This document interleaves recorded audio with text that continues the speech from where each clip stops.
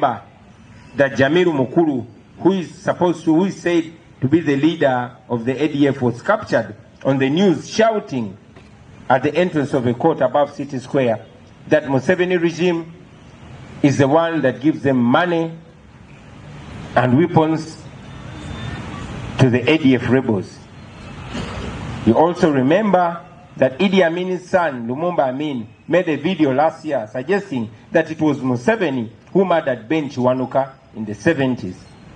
According to him, Museveni was seen driving a car registration number UUU 171 in which Ben Chiwanuka was abducted and later murdered.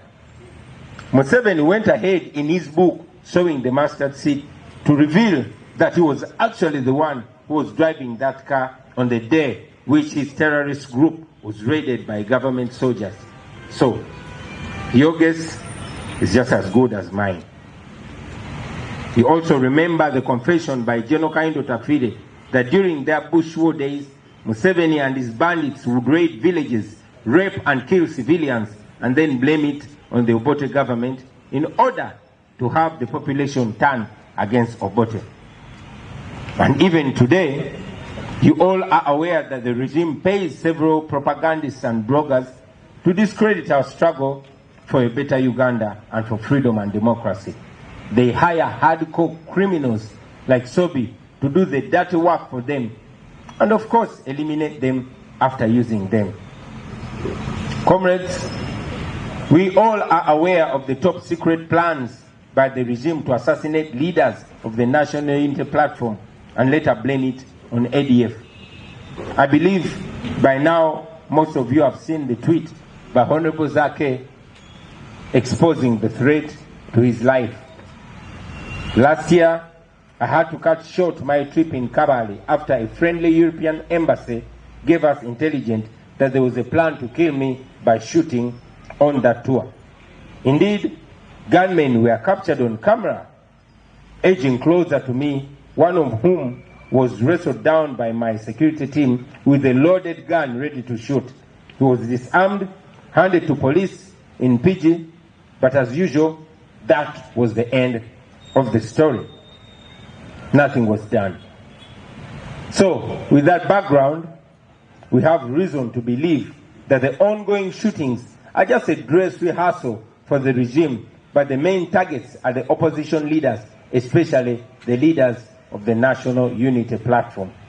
They want the population to get used to the excuse of ADF so that by the time they come for our lives, the population will be convinced already that the killing was a terror attack by the ADF rebels, not political assassination by the NRM. So, ladies and gentlemen, fellow Ugandans, be alert. These are criminals, these are rebels, these are terrorists, these are murderers, and they must never fool you in case anything happens to any of us. Either the regime is responsible for all these shootings and killings, or it knows who is behind it. I mean, isn't it suspicious that the regime bought and installed CCTV cameras around the city and spent more than 450 billion shillings of taxpayers' money, but they've never even identified one shooter through all the years? Doesn't that disturb or provoke your mind?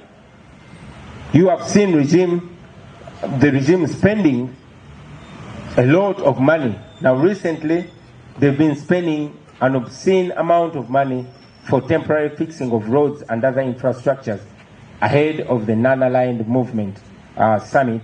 And yet, they never do these things for the citizens. They never fix the roads, they never fix the infrastructure for the citizens.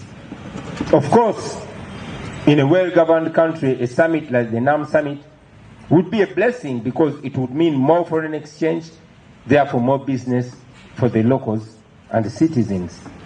But in Uganda's case, what was supposed to be a blessing has actually turned out to be a curse, like it was during the Chogam summit. So many livelihoods have been disrupted, and some have even been completely destroyed, all in the name of putting up a fake image. Reports indicate that more than 3,000 businesses have been either closed or disrupted.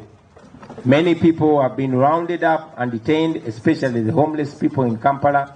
Traffic and transport has become a nightmare, and generally lives of the citizens have been brought to a standstill. All this has been done in the name of the NAM Summit, whose benefits are actually limited to a few political elite who are making a kill out of it. Before long, I'm sure you're going to be seeing scandals and reports of who stole what, of who embezzled what, but that is the daily business that happens under the Museveni regime. I also want the democratic leaders that are invited, that are attending the NAM Summit, to know and understand that they're actually being hosted by an illegitimate ruler. Yes, an illegitimate government which is holding people on gunpoint against their will. You have seen the government using the NAM Summit to paint a rosy picture to the international visitors, to the extent that Museveni's minister, Chris Baryomonsi, actually ordered the people of Uganda, the suffering, the hungry and angry people of Uganda, Baryomonsi ordered them to smile forcefully when the visitors come, so that they can, pretend to be happy, pretend to be comfortable. Friends, I'm requesting you to use this opportunity and every other opportunity to expose this regime and to expose the reality that indeed Uganda is bleeding. We must do everything possible for the world to know that Uganda is bleeding, because this is yet another opportunity. No wonder they're forcing us to smile, because they want to cover up their mess. We must continue calling upon the international community to stop financing Museveni and his oppression against the people of Uganda. We must continue demanding for our missing people, dead or alive. We must continue demanding for the release of all political prisoners, and of course demanding for justice for all those that have been killed extrajudicially. We must continue fighting for freedom, for justice, and for equality. We should evoke Article 3 of the Constitution. Article 3, ladies and gentlemen, commands us to do everything within our power to restore constitutional rule, to restore the rule of law, using every necessary means. So we should evoke Article 3 of Uganda's Constitution. And we should remember that it doesn't only command us to restore constitutional rule, but it actually protects us while we go about that goal. Once again, Mike Chief.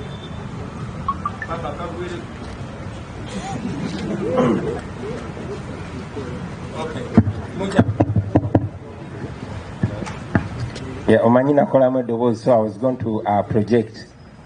I was asking you to not stop demanding for what's rightfully ours, to continue fighting back. We must continue mobilizing and organizing ourselves at all levels of society so that we can together put an end to this dictatorship, or we shall continue to be slaves. We need to fight for our freedom, ladies and gentlemen, because nobody will fight for us if we don't do it for ourselves. Remember, the struggle continues. This is a new year. Let us engage another gear. Let us do everything possible, and let us start now. I thank you, ladies and gentlemen, for God and my country.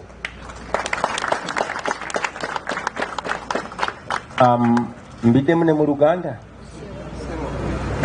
Mwebale nnyo bassebo ne bannyabo, nja kujja mulajjawulamu katonotono. Then oluvannyuma lwa byonna ndowooza tujja kufunayo ebibuuzo.